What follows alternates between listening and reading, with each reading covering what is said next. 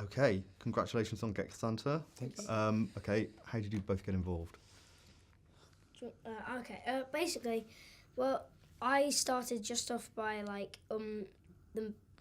I did a self tape, and I didn't really realise that would be the start of really the whole the climax of my acting, the proper action bit of my life. Really, it was kind of weird because my dad was I was just in my room, and then my dad said, "Oh, you've got a self-tape to do," and I said, "Oh, what's it about?" And he said, "Oh, it's about farting reindeer." So it was kind of a shock. So I did it, and then I had about 7 other auditions to do after that. There was hundreds of boys that were being considered to play the part, and Kit was the one that rose to the top, and the filmmakers were very adamant about having, and I was cast before Kit, and I remember them talking about it, and it's quite a difficult thing to find a child who is mature enough and talented enough to be able to take being a lead part in a film, and that was really amazing that we found Kit, because not only is he very talented, but he's a lovely person to have around, and is very, very good at his job, and really had a great time, didn't you? So that was really, really lovely to be a part of that experience. Did you have a say in it? Or, I mean, No, did you have a sort of I chemistry test? Or something? No, I didn't have a say in it. But the director and writer is called Chris Smith. He's a man of great taste, and someone who really wanted to find the right person. And there's a brilliant casting director who specialises in children who was working on it as well. I did a play in New York last year, just before we started doing the film, and I remember Liza, the producer, came and saw the show with her husband, and she said, "Oh, we found this really brilliant boy,"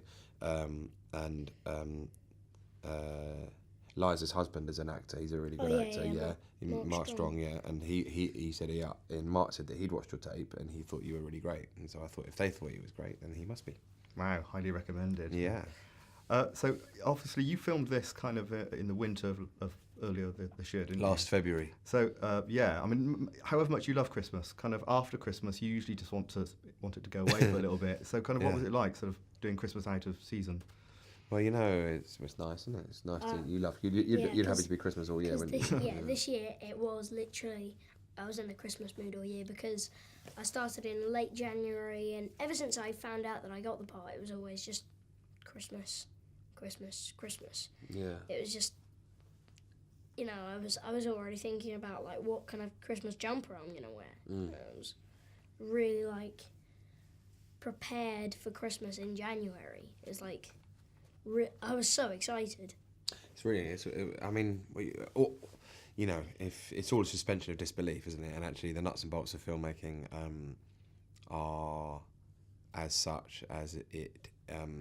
The actual filming of stuff is only 10% of the day, and the rest of it is waiting around, and that's the same on any set, whether you're doing a Christmas film or you're dressed up in as a Victorian dandy. You know, it's all suspension of disbelief. So whether that is representing Christmas, not at Christmas, or you're in a spacesuit on a alien planet, then it's all odd and strange, but the oddness and strangeness is something that you become accustomed to, which is quite sad, really. I mean, are you feeling Christmas now, or is it feeling a bit anticlimactic now? It's always been Christmas. I'm still at Christmas level. I'm even more Christmas. I don't think a 10-year-old's ever going to find anything to do with Christmas anticlimactic.